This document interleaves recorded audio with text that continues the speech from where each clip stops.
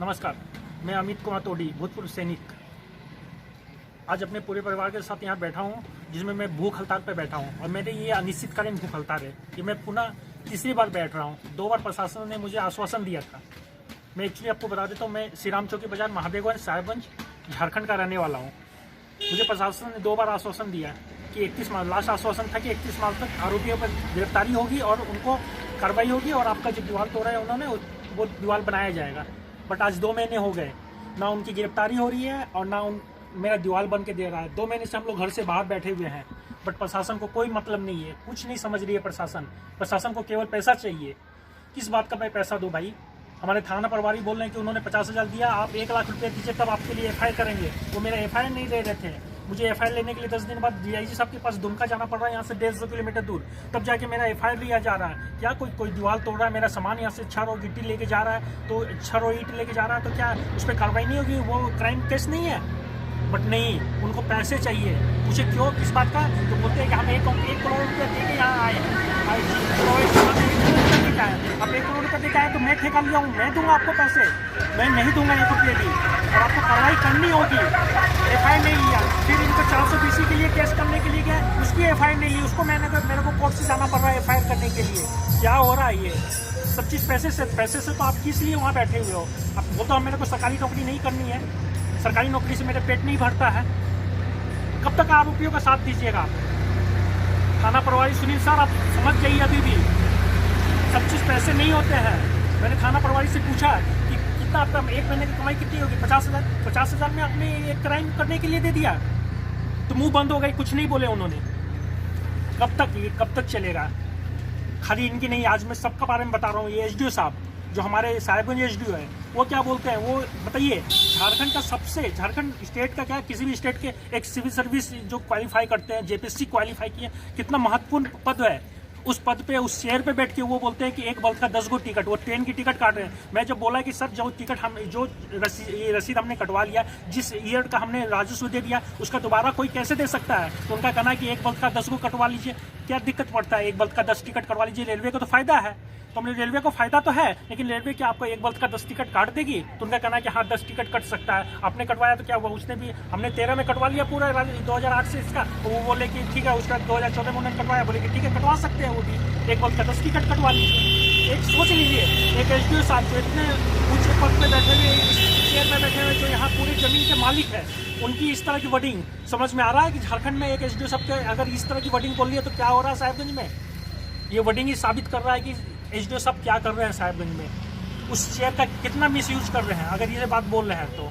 और भी बहुत बातें हैं साहब के लिए। मैंने अपने कमिश्नर साहब को कंप्लेन किया है। कमिश्नर साहब जिस दिन भी इस पर बैठकी की है, जिस दिन भी इनके लिए इंक्वायरी बैठाई, मैं आप लोग के सबके सामने आएगा कि हाँ SDO साहब क्या कर रहे हैं। अगर उस चेयर पर बैठे तो वो मनमानी करेंगे अपना, ना कोई बात नहीं है, कीजिए आप मनमानी। कब तक कीजिएगा? इस चेयर आपको मनमानी के लिए नहीं मिली है, हमारी रक्षा के लिए मिली है। हम गलत है तो आप पे कार्रवाई करें, अगर हम गलत नहीं है तो फिर जो किया उनके खिलाफ कार्रवाई की जाए। आपको पद इसलिए मिला, आपको चेयर इसलिए मिला है, ना कि आपको ट्रेन का टिकट बेचने के लिए मिला है वहाँ पे। ठीक है, आज फिर मैं बैठा हूँ और मैं बोल देता हूँ, जब तक मेरा दीवार नहीं होगा तब तक मैं नहीं उठूंगा धरना से। गोली मार दीजिए गोली, जब तक मैं जिंदा हूँ नहीं हटूंगा वहाँ से, नहीं हिलूंगा यहाँ से। 2 महीने हो गए सारे मेरे को रिटायर हुए, 2 महीने से मैं घर के बाहर हूँ। क्या मजाक बना के रखे हैं? ठीक है, प्रशासन नहीं सुनेगी, नहीं सुनना, सरकार नहीं सुनेगी। मैं जब तक जिंदा हूँ नहीं हिलूंगा, या फिर जब तक न्यायालय नहीं बोलेगी कि आपका जमीन नहीं, आप हटिए, तब तक मैं नहीं हटूंगा। अब एक ही भरोसा है मुझे, न्यायालय पे, बस न्यायालय पे भरोसा है। फिर भी आप लोग से मैं रिक्वेस्ट कर रहा हूँ, कि मुझे न्याय दीजिए। मुझे बाकियों की तरह से नक्सल बनने पर मत विवश कीजिए। मैं बार बार बोल रहा हूँ, नक्सल आप लोग का इस कार्रवाई के चलते लोग नक्सली बनते हैं या गलत लाइन पे जाते हैं। अगर आपको पता है सरकार हमें हिफाजत करने के लिए, तो हमारी हिफाजत कीजिए। तो ऐसा सब चीज़ नहीं होता है। अभी बोलिएगा पॉलिटिकल दबाव है आपके ऊपर, पैसे का दबाव है, कि आपको फिर ये लग रहा है कि ये लोग पावरफुल लोग हैं, ये लोग आपको नक्सली बेल्ट में ट्रांसफर कर देंगे। कोई नहीं करता। अगर नक्सल आप इसमें आए हो ना, डिफेंस में, तो नक्सली बेल्ट में जाने से ना डरे। हम लोग सारा आतंकवादियों के बीच में भी रह के आए हैं, और आपको नक्सल के बीच में जाने से डर लगता है, इसलिए आप उनका बात को मान रहे हो, उनका प्रोत्साहन कर रहे हो उनको। नहीं सर, ये शोभा नहीं देती है इस पद को और इस गरिमा को। आप इस गरिमा का गलत यूज कर रहे हो। मैं आप लोग सबसे रिक्वेस्ट कर रहा हूँ कि प्लीज़ मुझे न्याय दो। अगर मैं गलत हूँ तो मुझे अरेस्ट किया जाए, मुझे गोली मार दिया जाए। अगर मैं सही हूं तो उनको गिरफ्तार किया जाए और मुझे सुरक्षा प्रदान की जाए, और नहीं तो जो मेरे पास खतियान है, जो मेरे पास कागज है, अगर वो गलत है तो आप अपने कमिश्नर साहब को बोलिए, क्योंकि ये सेटलमेंट ऑफिसर के जो हेड होते हैं वो कमिश्नर साहब होते हैं, उनको लेटर लिखिए कि ये गलत कागज आपने इशू किया है, उन पर आप आरोप लगाइए। और अगर हम फर्जी डॉक्यूमेंट किए तो हम पे कीजिए, और उन्होंने फर्जी डॉक्यूमेंट किया इसलिए मैंने उन पर 420 का केस भी किया हुआ है, और जिसके लिए आप बोलते हैं 10 गो टिकट कटेगा सर, 420 का भी केस हुआ है। अभी बताएंगे कि आपके वहाँ पे क्या क्या हो रहा है। रजिस्टर 2 को मजाक बना रखे हो ना आप लोग, 3 कट्ठे 9 कट्ठे को चाहिए, 6 कट्ठे को 9 कट्ठे बना देते हो, और उसके बाद रसीद मेरे को काट रहे हो, दूसरे को भी काट देते हो रसीद। मजाक है ना, कोई बात नहीं है सर। आप इस पद का गलत यूज कर रहे हो, मत करो सर, मत करो। न्याय देने सीखो सर, न्याय देने का।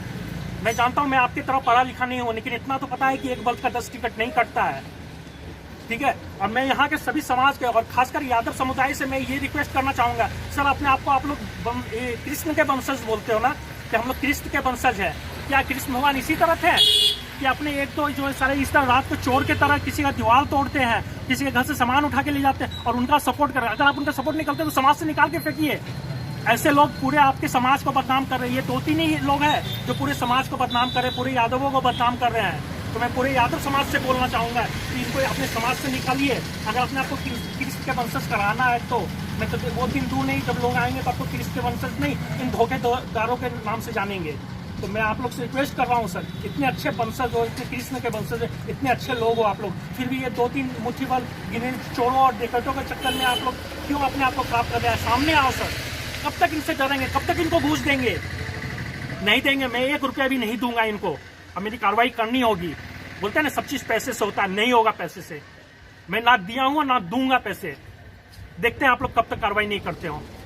ज्यादा से ज्यादा गोली मारोगे ना, वो मैं 17 साल पहले ही मर गया था। जिस दिन फौज ज्वाइन किया था ना, मैं उसी दिन मर गया था। उसी दिन हम परिवार को बोल दिया था कि मैं कब आऊंगा, जिंदा आऊंगा भी नहीं आऊंगा पता नहीं है। लेकिन ये चीज है कि मरने के बाद आता तो आप लोग सब खड़े हो जाते हैं। सब अपना अपना प्रॉब्लम के समय सब सोचते कि 1 लाख रुपया दे दो, प्रॉब्लम खत्म। प्रॉब्लम खत्म नहीं होती है। आप और गुनहगारों को और आगे बढ़ा रहे हो। इसलिए 1 रुपया देना, 1 लाख रुपया देना, किसी को 2 लाख रुपया देना। क्या सरकार उनको पैसे नहीं दे रही है? सबको पैसा मिल रहा है।